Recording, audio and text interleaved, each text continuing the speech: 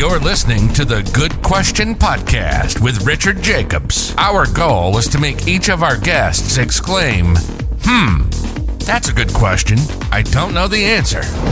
Because when that happens, it means you, the listener, may be inspired to learn more beyond the interview and to ask great questions yourself that lead to new insights. In this podcast, we cover historical and current anthropology, comparative religion, and history. Welcome, and let's get started. Hello, this is Richard Jacobs with the Good Question Podcast. My guest today is Paul Taylor. He's the author of a book called Death by Comfort. I think this will be very interesting. I don't know if you're sitting down on your couch and you ordered DoorDash and you're eating Krispy Kremes as you listen, but if you are, this may cause you some pause. So welcome, Paul. Thank you, Richard. Great to be here. Yeah. Well, tell me a bit about your background. How did you get to become aware of this subject and write this book? Well, look, my background's pretty eclectic. I'm ex-British Armed Forces. I spent 8 years flying in helicopters, hunting submarines, doing anti-submarine warfare. Before I joined the forces, I had a master's degree in exercise science. And then when I was doing search and rescue, I did another master's in nutrition. So this is an area that was always of interest to me. And then I left the forces and I moved to Australia and set up as a physiologist and nutritionist, and was working one-on-one with clients, then started doing more and more corporate work. And then I realized after a while that it's not about telling people what to do. It's really about trying to impact their behavior. So I did another postgrad in nutrition, and now I'm doing my Ph.D, in psychology. And it was really, I started noticing just with dealing with corporates and talking to people all the time about their health and well-being, just how people's health and well-being is just degrading, and particularly around the world in advanced economies. And so I got a little bit inspired to write this book just to give people a broad overview of all the things that play into our physical and mental health, but also about what to do it and how to change your own way. All right. So this concept of death by comfort, like what is the main thrust of the book? What is it about, if it's not obvious in the title? Yeah, the key thing on this, Richard, is that the human genome hasn't changed in over 45,000 years. So we still have a hunter-gatherer's genome, and that genome actually requires us to do certain things for us to be healthy. It requires us to move a lot, and we don't move very much anymore. And that genome also requires us to eat food that is natural and has been alive. And we know now that in my country and your country, more than 50% of all foods consumed are ultra-processed food. And it's really bad for our health. And our hunter-gatherers are also very connected into a tribe, and we are more digitally connected than ever, but we are socially disconnected. And the other thing we're doing is destroying our sleep as well. So when you bring all of that together, it's really bad news for a hunter-gatherer's genome. So it's been plunked into this modern world where there's comfort everywhere. You know, we don't move. We sit on sofas, as you said. We can order in all of this highly palatable food that is very comfortable. We live in these thermoneutral environments, and it actually makes us a bit soft and sick metabolically. Yeah, it's weird how so many things in life are a paradox. You know, to get in shape, you can't just sit there and eat garbage. You have to work out, sweat, get out there and do stuff. And it just strikes me that it's weird that a lot of the world's set up like that. Yeah, and it's this environment that we now find ourselves in, the environment of comfort and convenience, it just doesn't work well for this hunter-gatherer genome. And that's really the major crux of the problem, is this mismatch. And what we know is that by not moving very much and by eating crappy foods and by having our sleep disturbed,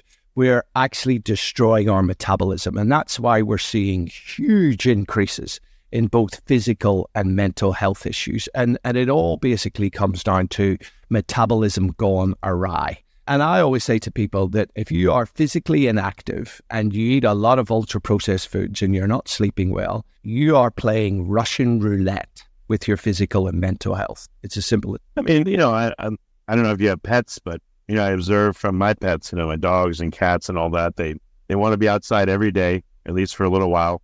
They eat, they sleep, they play, they repeat, they have this cycle, but they crave natural things. Like, it was weird. We have potted plants, and one of the plants died, and we just have like the pot with the dirt in it. And one of my cats always goes and lays in it. He curls around the pot. He wants to feel the dirt on himself. And I thought it was like, it's so funny, but it's really interesting. He's trying to do something that's healthy for him. It's really cool and interesting to me. Yeah, and that whole thing about being in nature, so there's so much research that being in nature is good for your mental well-being. But we also know now from recent research that if you go for a walk in a forest or along a beach, the microbiome from the forest and from the ocean actually gets into your body and starts to colonize inside, and we get more of a diversity in our gut microbiome. When we live in cities all the time and we're not interacting with nature, our microbiome becomes more narrow.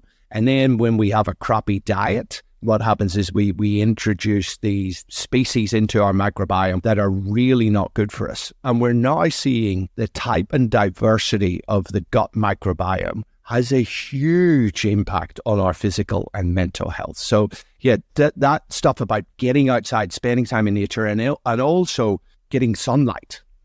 Sunlight does amazing things in the body. It's not just the vitamin D that we get from sunlight, and it actually shouldn't be called a vitamin. It should be called a steroid hormone, and it influences more than 300 genes. And this whole lifestyle of living more and more indoors is really bad for us on so many different levels. Yeah.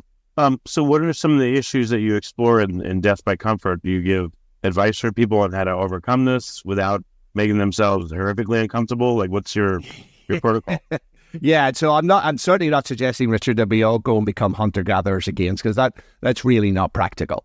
It's about getting the best bang for your buck. So in the book, I go through a whole heap of stuff around exercise and how to get the best bang for your buck on exercise. And it's basically a bit of a combination of low-intensity exercise, steady state, what we used to call cardio, at relatively low intensities, just getting out of breath a tiny little bit. And that's actually good for your metabolism, and it really helps your body to process energy and increase the amount and density of your mitochondria. So the mitochondria are like the batteries or the powerhouses of your cells, and they basically run your metabolism. So there's a bit of that, and then I encourage people to do high intensity interval training. So intervals of about 4 minutes. There's a brilliant evidence-based protocol called the Norwegian 4x4 protocol,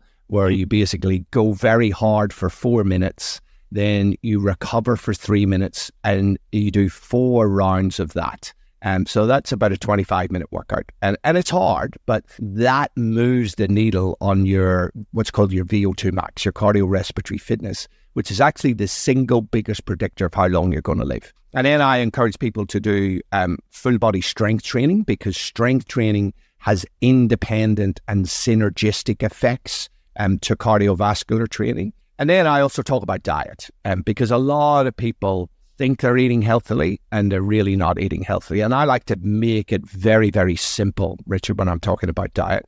I talk about, it doesn't matter what diet you follow, whether you're vegetarian, vegan, carnivore on the other end, paleo, high fat, low carb, low fat, high carb, doesn't matter. The rule that I talk about is eating a low HI diet, where HI stands for human interference. Basically, if you're looking at a piece of food, deciding whether or not to eat it, if you can see that it's been alive recently, it's either grown out of the ground, come off a bush or a tree, or it's run around on 2 or 4 legs or swam recently, and it's minimally interfered with by human beings, eat it. It's fine. But if you're looking at a piece of food and you're going to yourself, Mr. Krispy Kreme donut, I don't remember seeing you running around on 4 legs, then it's in your treat food. So I talk about the 80-20 rule. And I think if people follow that rule, then they will be, their diet will be sorted. But most people in your country follow the 40-60 rule, as in 40% of their food is natural and 60% is ultra-processed crap. In the book, I also have a whole chapter on hot and cold, on the benefits of cold water therapy and of either saunas or hot baths. Yeah, because we know that I did that all winter here in the U.S. It's great. Yeah, it's really a good time. And how good do you feel when you come out of it? Yeah, you feel great. You get used to it. It's not so terrible. And then I feel calm and just actually really warm because I end on the cold cycle. I would do hot, cold. Like hot, outdoor pool, outdoor pool, 5 minutes each, so 20 total.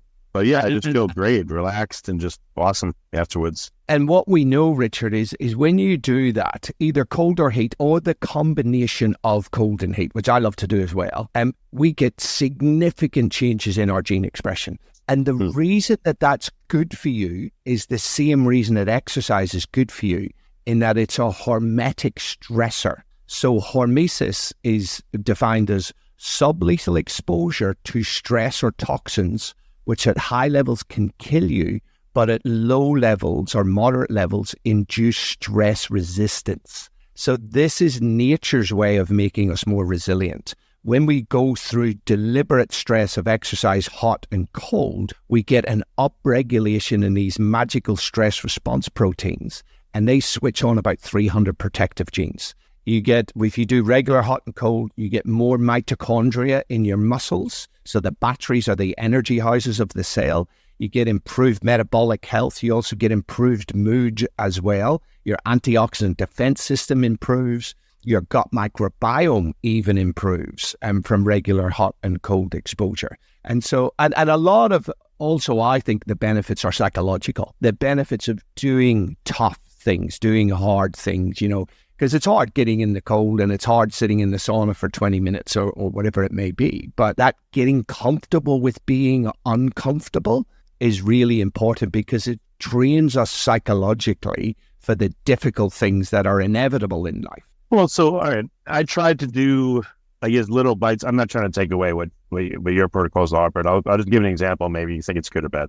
So microgreens, like when you sprout different things. So I go to the store and I get them. And I have a package, and each night I'll eat a handful of them. And I'll, they don't taste good to me. It's like, well, but I eat them. I drink water, wash them down, and it helps me. I feel a lot better. You go to the bathroom easier. It works a lot better. So it's like one of those like minor discomfort type things that I could do to help myself. There's nothing major. I'm not like, biking for 2 hours a day and like dying and working really hard. What is your thought for most folks? Should they go for many small behavioral changes, or like, how do they attack this? Do they go for like a big changeover, cold turkey, do these 5 things now to help yourself, or what's your thought? My recommendation, basically, it's looking at doing a bit of an audit and looking at different areas of your life, right? So one is exercise. So it's really, and people will know if they're moving enough or if they're not moving enough. Another one is nutrition. And again, people will, particularly if you think about that 80-20 rule and the low HI food, people can do a quick audit and go, yeah, either my diet's good or it's not good. The other stuff is around your sleep hygiene and then the temperature exposures. So for me, the big ones, the 2 really big ones are exercise and nutrition. And exercise for me has to be the priority because not only does it have widespread effects throughout your body, but it also attenuates or minimizes all of the major hallmarks of aging. So there's been a couple of seminal research papers that go through, initially it was 9 and now there's 11 different ways that human beings age, such as damage to your DNA, shortened telomeres, your protein systems going awry, gut inflammation, all of these things. And exercise benefits every single one of those. But the other reason why I think that exercise should be fundamental is that the research shows that when people engage in an exercise program and maintain it for 3 to 6 months, then they start naturally to change other behaviors. And what we know now is that exercise, when you do regular exercise, it actually grows volume in the frontal lobes in the brain, and particularly the areas to do with willpower and self-control. So, and we recognize that exercise is a gateway behavior, i.e., it opens the gate to other healthy behaviors. So that's why I always get people to focus on exercise, because of the widespread multitude of benefits through the body and the brain, because you feel better after exercise. And then you get more motivation. It also releases dopamine and serotonin and noradrenaline, And dopamine is important for motivation. So then when you're regularly moving, you'll find you have more motivation and you have more willpower and self-control to affect other areas of your life. So that's why I always suggest that people start with exercise and then maybe make some of those little changes like you talked about with your nutrition, whether it's the microgreens or just cutting down a little bit of ultra-processed food, crowding out. I like your strategy, Richard, because when you bring in healthier foods rather than thinking of, I'm not going to eat that, when you say, I'm going to eat more of the healthy foods, you actually naturally crowd the other stuff out of your diet. And it's really about supporting your system. And then another big one really is sleep and sleep hygiene. And I'm a big fan of getting people to get their mobile phones out of their bedroom and having a digital detox of at least 30 minutes before you go to bed. This is where you can read a book, you can do some breath work, you can do some stretching, whatever, meditation, prayer, if that's what's your bag. But it's about quieting your brain down for sleep. Because if you don't sleep well, you're less likely to exercise the next day. Your diet's more likely to be rubbish the next day. We know all of these things are intimately connected. And then the icing on the cake would then be the temperature stuff. Does that make sense? Yeah, I'm just wondering for some people, if exercise they'll reject it for for whatever reason. Maybe for some people, sleep is the first thing they can affect. And other people, maybe social relationships, and maybe there's more than one path to even get started on their journey. Absolutely. There's more than one path. And I like the idea. So in the book, I talk about a ritual board and about creating rituals and having a little board and having a few things on there that are hard. So for instance, if you look through all the stuff in the book, you might then have a ritual board of, okay, I'm going to exercise 4 or 5 times a week. And if it's not your thing, it's like, okay, well, I'm just going to go out for a 10-minute walk after dinner, right? And build from there. And then there might be about eating healthy breakfast. You might start off with that. And then there might be little things like doing squats, doing a gratitude ritual, having my phone out of my room, having 30 minutes of a digital detox. And the idea is to have some things on there that are hard to do, but then to have lots of things that are quite easy to do. And the idea is that when you're highly motivated, that's when you do the hard stuff. And when you're not motivated, just do something. So let's take the exercise thing, Richard. So, and I know a lot of people don't like exercise. So if I'm working with people who don't like exercise, I'll say, well, can you go out for a walk for 10 minutes after dinner? And then sometimes, even if they don't want to do that, I say, well, if you're not going to do that, at least put your walking shoes on or your runners on and go out to the end of your driveway and then make a decision as to whether or not you're going to continue. And often people continue, but if they don't, at least get to the driveway and then come in and at least you've done a little bit of something. And if you do then go and do that walk, then that's great. And then come back and tick it off on your ritual board. That's the key thing, because what we know is that motivation follows action, not the other way around. I talk in my book that lots of people are waiting for the motivation fairy to come along and give them a big dollop of motivation. But what we now know from neuroscience experiments is that when your brain knows that you are in forward motion towards a goal,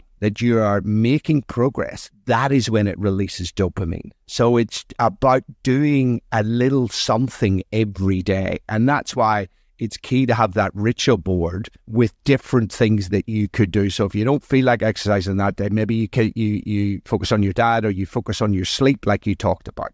But it's about keeping your head in the game and just doing something every day. And the other thing that plays into this is about discipline.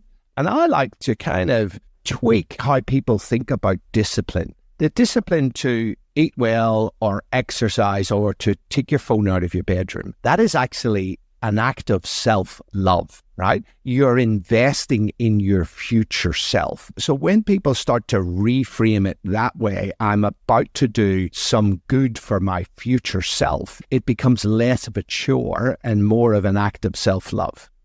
Future self. So how old of a future self would you envision yourself as? It depends how old you actually are. So I'm in my 50s now. I like to think of my future self in my 80s. And I like to think about, and here's a powerful thing that people can do, is write a letter from their future self to their current self. And so how my letter would go, I would be 85-year-old Paul, and I would write a letter to 53-year-old Paul. And I'd go, hey, dear 53-year-old Paul, I'm now 85. I'm loving life. I'm loving retirement. I'm playing golf. I'm still going to the gym. I'm winning in my quest to be the last person in the gym and not the first person in the retirement home. I'm playing with my grandkids. You know, life is good. I'm feeling pretty good about myself. And then full stop. Now, in order for that to be a reality, here is what I need you to be doing. I need you to be exercising regularly. I need you to be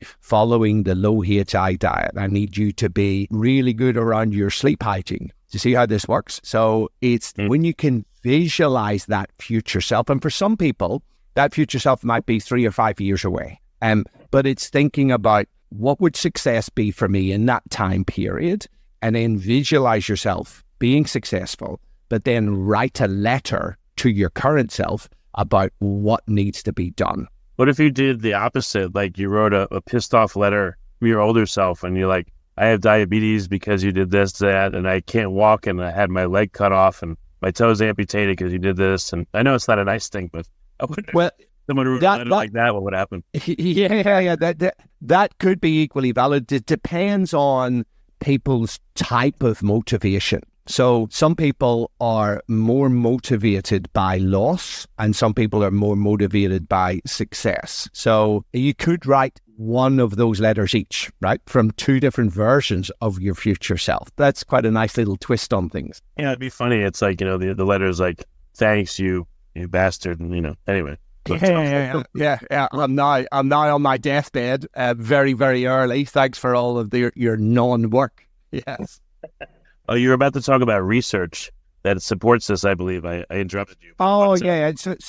So research from a guy called Hal Hershfield on the future self. He's a professor in the United States. And he took a bunch of people who were just got their first job and they had to fill out their, I think you call it, is it 419K in the States, where you are committing money to your savings account. Over in Australia. 401K, like retirement. 401k, your retirement. So what they did is they had to fill out the form to say whether or not they were going to put some of their salary into the retirement fund, and if so, how much. And so these were real subjects that he put on these virtual reality goggles, and half of them saw themselves as their current self, as a kind of a hologram, and they filled out the form and they committed a certain amount or maybe not anything at all. And then the other half saw themselves 40 years later. So they deliberately used software to age them. So they saw themselves at retirement age, filling out the form. And the people who saw themselves at retirement age committed more than double the amount to their savings as the people who saw themselves as their current selves. And that research triggered a whole heap of research in this idea of the future self. And the more that people can visualize their future selves, the more it influences their current behavior. So it's pretty cool research. Yeah, it makes sense. That's really interesting. Huh. What kind of responses have you gotten to your book? Anything positive or like strange or unusual responses? Like what are you hearing? I've had a heap of positive responses from the book. We've had quite a few emails from people saying, thank you for jolting me out of my real sedentary lifestyle. And some people saying that they have radically overhauled their health. And just by doing little baby's footsteps and following not only the advice, but the behavior change protocol, because I go into a lot around the neuroscience of behavior change. I got a whole chapter on that. Because change is hard. You know, we need to realize this. And I think we also need to realize, Richard, that the current environment is stacked against us. It really is an uphill struggle to be healthy with the built environment that we have. So you think about how work has changed. Most people sit for long periods in their work and we don't move. The transport system, you know, we tend to sit in cars or sit in public transport. So that's stacked against us. So we have to deliberately carve out time for exercise when as a hunter-gatherer, we'd be doing it naturally. And then the nutritional environment is massively stacked against us with all of these hyper palatable, really tasty and cheap ultra-processed foods that hijack our reward systems. And then you have all the social media and the television and the 24-hour news cycle, and we just have this information overload. And both the food and the social media is deliberately designed to be addictive. And so it's really hard to break these cycles. And that's why I dedicate a whole chapter to the neuroscience of behavior change. Okay. Well, in your own life, what are some of the things that you've done to help yourself? Yeah, so for me, I am very religious about my exercise. I will exercise every day, even when I'm traveling. I travel a lot because I'm a corporate speaker, but I always carve out time for exercise. If I'm not traveling, I like to get up in the morning. I take my dogs out very early and we generally go down to the beach. I'm very lucky in that I live close to the water. So go down to the beach and I used to listen to podcasts, but now I don't take my phone with me. I just go out and I'm present and I'm looking around and listening to all the sounds and things like that. And I think that's really useful. And when I'm at home, I don't set an alarm clock. I go to bed early and I generally wake up pretty early, between 5 or 6. And I think that's the best part of the day. And I generally follow the 80-20 rule. You know, I like crappy food as much as the next person, but I'm pretty strict around that 20%, the vast majority of the time. And I'm big on social connections. Go and find an exercise protocol that involves other people, playing sport or whatever, just trying to find something that you actually enjoy. And if you can do it with other people, then that's a double whammy. Well, and you know what? About people that you hang out with. I mean, again, you're not old by any means, but, in their 50s, like people your age, are you having a harder time hanging out with people your age? Because they, most of them are probably not going to be as active or invested in helping themselves as you are.